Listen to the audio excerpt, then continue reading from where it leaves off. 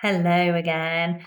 As it's so rainy and as my phone has decided to pack up, there's plenty of other things I could be doing, but I just wanted to spend 5 minutes just giving a little bit more information about the online meditation that Nichole Olsen and I are running on here tomorrow evening.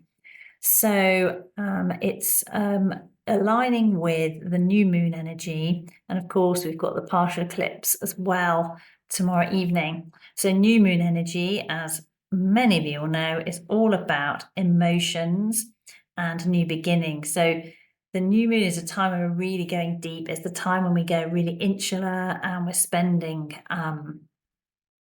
taking time out from the busyness, expansiveness of what we're doing day by day and going inward and just sitting and being a bit more contemplative. So yeah, thanks phone for giving up today, because that's like, yeah, let's do that.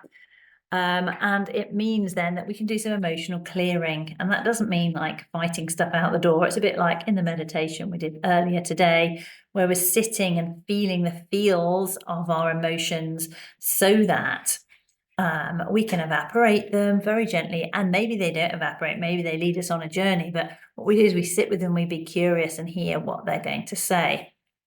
So, emotional storage can be quite deep and vast. There can be a lot of layers to it.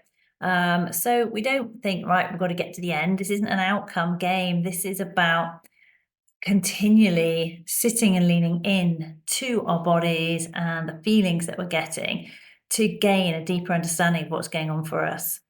And sometimes that can take a while for our bodies to allow us to access them. It's not really in reality that our bodies won't allow us to access them. It's more that our brain, our thinking mind jumps in to save us from feeling things, because sometimes those emotions can be uncomfortable, and actually we learn to go out of our bodies rather than feel them. And that can cause us to actually project our emotions onto other things, situations, and people. So, a good healthy emotional regulation and emotional management is about being able to sit with those without necessarily feeling the need to detach from them. I've seen quite a lot of posts about detachment lately, and for me, I don't feel that that's the right word, because detachment means we're sort of just going to, almost make it feel like it's not part of us, like just like, oh, etherically let it go, which is not the same thing as non-attachment. So with detachment, it's like, do you know what? I'm just going to cut that off and pretend it's over there. Now that is a really helpful coping strategy, detachment, because it means that we've got enough, we're not going to deal with that right now. We're going to place it over there. But non-attachment is very different. It means actually renunciation. It's like I renunciate any connection with the initial cause of that object. And I recognize that was a human wishing and wanting to control and hold on tightly because I didn't feel I was safe. So I was living in fear. I was attaching to something to make myself feel okay inside. And so non-attachment was saying, actually, I don't need that. I am going to allow myself to sit with that emotion and feel what it is that I'm needing to experience. Where does my body need love in to replace the fear that is there? And then taking that breath of our body in to do that healing. So that's what we've been doing in our Monday morning meditations. And it just links so beautifully to what Nichole and I are going to be doing tomorrow evening in our online meditation. Now, what's a bit special about this, again, a partial eclipse energy, it is where, because the moon is going to be partly eclipsed, it means that we will find a sudden surge of emotion, a sudden surge of moon energy. And because it's in its new phase, well, that's going to bring up some stuff. So, we're not to be surprised about that. It's like, oh, great, good. So this is what I'm doing right now, is to sit with that. So our venture there tomorrow evening is to help to bring support to us all, to sit through that together through meditation and just lean into that again a little bit more deeply. Now, we're going to use a particular site to help us hold space for that. And it's a site that we visited it together in the summer with Elsie Lynn when we were in doing our Sacred Sites tour, and we're going to connect with the Callanish stones. So the reason we've chosen that site to connect with is because our visit there was very profound, and the Callanish stones were very much geared and led towards the sacral chakra healing. And so when we're talking about anything on an emotional level, it will relate back to that chakra. So a healthy sacral chakra and, a healthy relationship with our sacral chakra helps us to develop a healthy relationship with our emotions. And it also helps us to develop a healthy relationship with how we create and what we bring into this world. So it helps us to create that outer world from a really lovely, clear inner world. So if we get our inner machinations going well, then our external machinations look good too. And it helps us to bring in the stuff from our highest space into our physical reality. So from all angles, a multifaceted cross, if you like, both upwards and horizontally, or vertically and horizontally, and also forwards and backwards. So it's a cross that's going in every direction. So that's a really powerful learning, and a really powerful way of considering high vibrational, high frequency energy.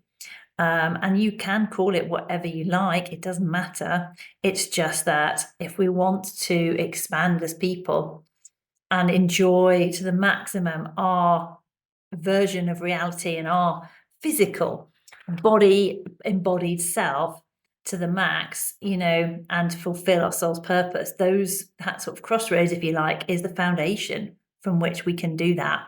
So if we align to that inner sort of four-way scenario of the cross, then we can actually achieve that more easily. So that's what we're doing. And the Callanish stones, being of the sacral chakra, will help us to generate the energy that we need to do that. So they're a great stone. In actual fact, what they also do, they're like in a spiral. Now they bring infinite possibilities, and their center is a vortex that connects to the cosmos and to the earth. So it's such a powerful, powerful way to bring healing in a multidimensional fashion. So we're going to talk a lot more about that tomorrow evening. We're going to give a lot more detail about what the stones held for us to really ground us into that energy before we do our meditation. So, because when we're connecting with energetic spaces, our frequency, our kind of holistic frequency, the frequency of our body and our light bodies, can really connect with other spaces. But we can do that via the energetic connection because of Nichole and I having been to that space. Elsie sadly can't join us because she's traveling back from New Mexico while we're doing that highlight. So, no doubt she'll have more stuff to share in the future, but it will mean that we're connecting on that level to bring all of those visualizations. We have that Akashic memory now to draw on, and the geometric memory inside us to draw upon to help to bring that energy to everybody that's present.